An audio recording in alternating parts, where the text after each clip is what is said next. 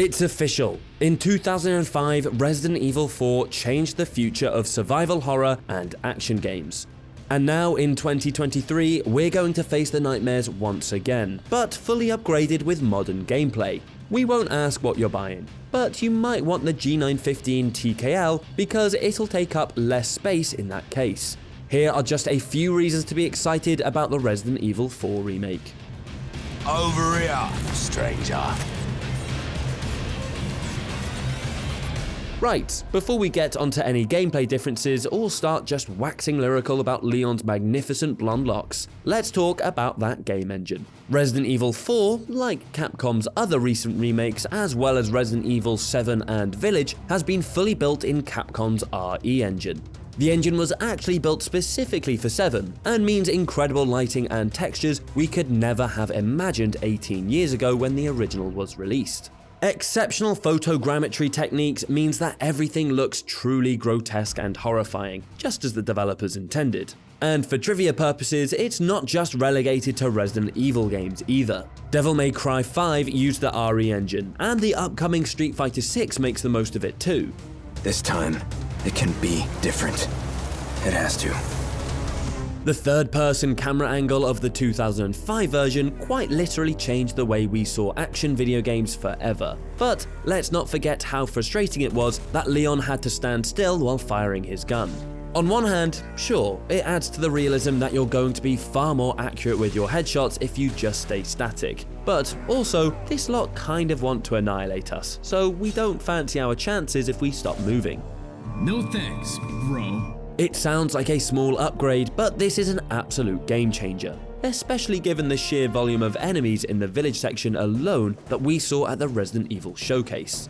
This was probably a big decision for the devs to make, but it definitely adds a further action slant as opposed to pure survival horror. Another big takeaway from the gameplay reveal is just how handy Leon is with that knife. Not only can he perform melee kills, handy, but he even has an option to parry against the chainsaw in the first village sequence. This is a definite turn up for the Ganados Pact books, as this would absolutely have meant certain death in the original version of the game. There's even now a stab, as well as a break free option after you've been grabbed, and overall, Leon has a significantly better moveset.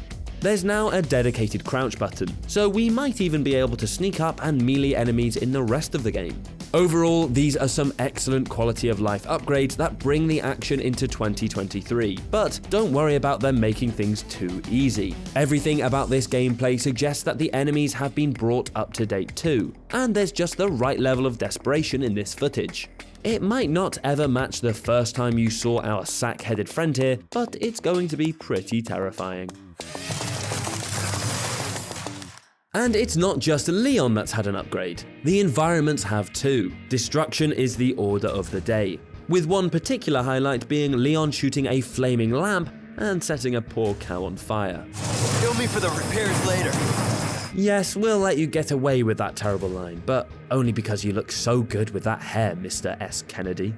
And of course, if we can do it, so can enemies. And that means foes will make the most of this oh-so-smashable world too. It all adds up to an even richer Resi universe that feels deadlier and scarier than ever.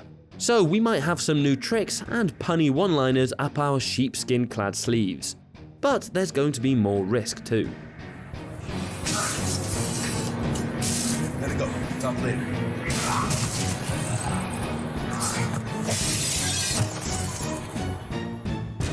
And finally, it's important to say that despite the engine overhaul and some new upgrades for Leon, the Resident Evil 4 remake is still clearly obsessed with the original.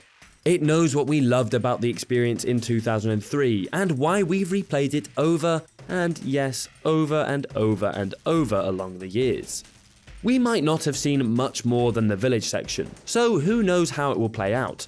But the devs at Capcom have been at pains to say that there have been very little cuts to the original experience.